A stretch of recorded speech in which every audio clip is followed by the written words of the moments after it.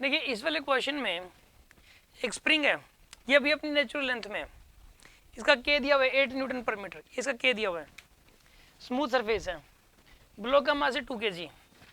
इसको by impulse velocity दे दी गई 12 metre पर सेकंड। यानी मैंने वो जो 3 केसेस बताए थे उनमें से पहले वाला केस सही है,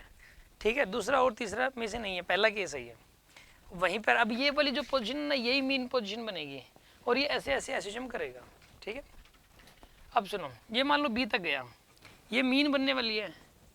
ये राइट एक्सट्रीम बनने वाली है और इधर कहीं लेफ्ट बनने वाली है, ये लेफ्ट बनने वाली है, ये राइट बनने वाली है और ये मीन बनने वाली है।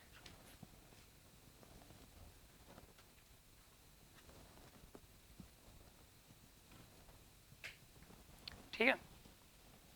इसके अंदर सुनो अभी आप यहां पर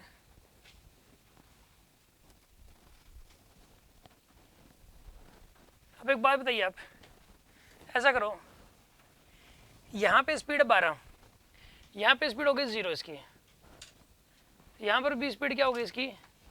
0, यहां पे 12 है, यहां स्पीड 0 है, यहां भी स्पीड 0 है, ठीक है, के की वैल्यू 8 है ना। आपको बताना क्या है इस केस में, मैक्सिमम डिफॉर्मेशन बताना पहला तो, लेकिन 3 बातें बतानी है, मैक्सिमम डिफॉर्मेशन कितना होगा, मैक्सिमम एक्सेलरेशन कितना होगा और इनिशियल पोजीशन से 3 मीटर दूरी पे इसकी वेलोसिटी क्या होगी, ये बताना आपको, ठीक है। पहला पार्ट है maximum deformation, maximum deformation, second part है मैक्सिमम वेलोसिटी और तीसरा पार्ट है velocity at 3 metre from initial position, मतलब ठीक है ना। करते हैं मैक्सिमम डिफॉर्मेशन, तो यहाँ पर ए से लेके बी तक यही वाला होगा, ये मैक्सिमम डिफॉर्मेशन। आप एक काम करो, ए से लेके बी तक W net equal to delta K लगा दो, ठीक है ना, W net equal to delta K, okay. W net में सिर्फ स्प्रिंग फोर्स वर्क करेगा और कोई वर्क नहीं कर रहा है यहाँ पे, एन और एम जी तो बैलेंस है, एन की तरफ वर्क 0 आएगा, एम जी की तरफ वर्क 0 आएगा, चेंज इन काइंड 0 माइनस में half m v square, final 0 है, इनिशियल हाफ इंटू 2 इंटू 12 का स्क्वायर, ये आएगा हाफ इंटू 2 इंटू 12 का स्क्वायर, यहाँ पर कितना आएगा माइनस का 144, वर्क डन बाय स्प्रिंग होता है minus half K X square, ये होता है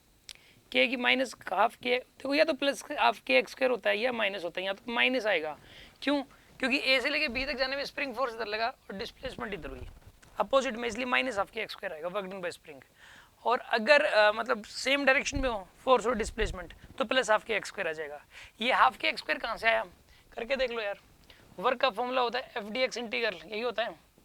एफ की वैल्यू के एक्स पुट कर दो, के एक्स डी एक्स इंटीग्रल के एक्स स्क्वायर बाई 2 हो गया। तो ये वर्क डन बाय स्प्रिंग का फॉर्मूला ये होता है के एक्स स्क्वायर बाई 2, वो प्लस का भी हो सकता है माइनस का, ये सोचना पड़ेगा। तो ए से लेके बी तक जाने में वर्क डन बाय स्प्रिंग यहाँ पे minus half K X square होगा, यहाँ पे एक्स जो है ना यही है मैक्सिमम डिफॉर्मेशन, जो एक्स आएगा यहाँ से,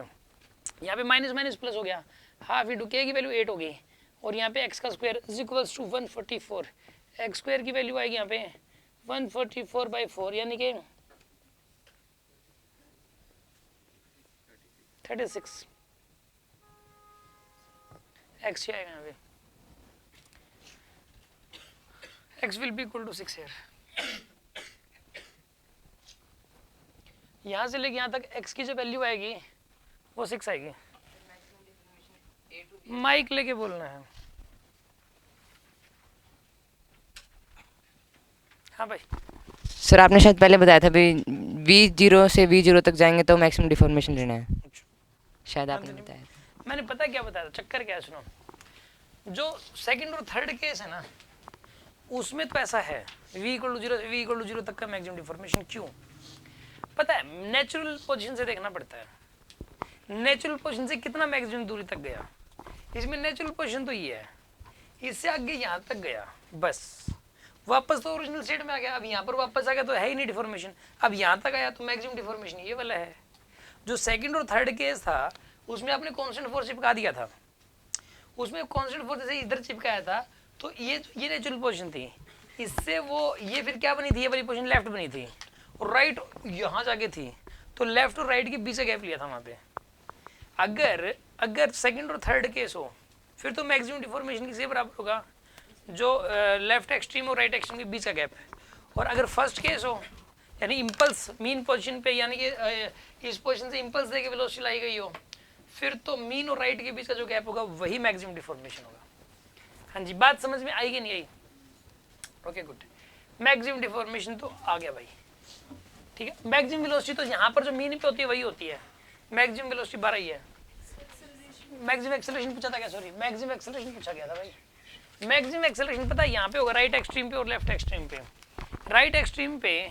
एट राइट एक्सट्रीम देख लो फोर्स कितना लग रहा है,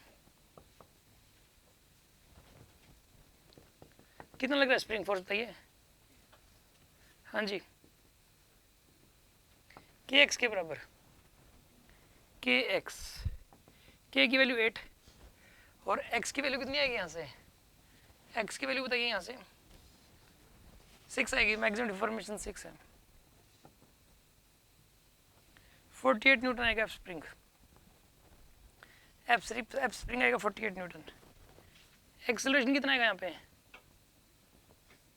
F spring by mass 48 divided by 2 यानी 24 मीटर पर सेकंड का आएगा एक्सेलरेशन। एक्सेलरेशन आएगा 24 का, मैक्सिमम एक्सेलरेशन यही है,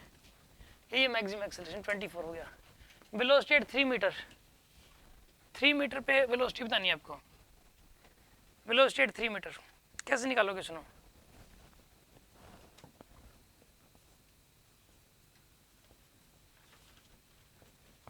यहाँ वेलोसिटी बतानी है कितनी हो जाएगी, वेलोसिटी एट 3 मीटर बतानी है। ऐसा करो,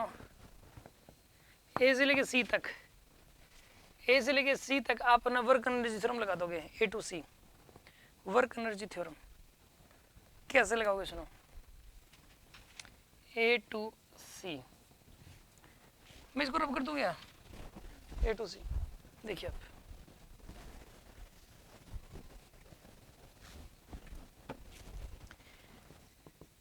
ए to C W net equal to delta के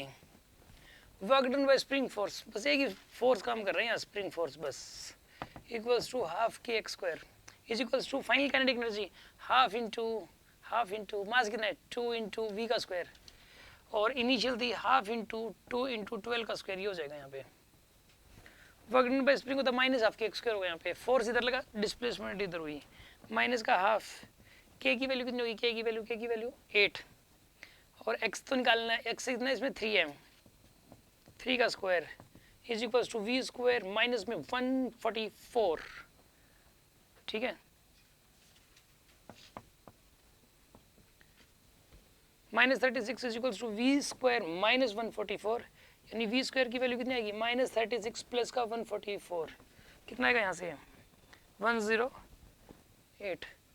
वी की वैल्यू कितनी आएगी यहाँ पे √108, ठीक है, ये आंसर आ जाएगा 6√3 आएगा सोल्व करके। कोई डाउट है किसी को इस बात में?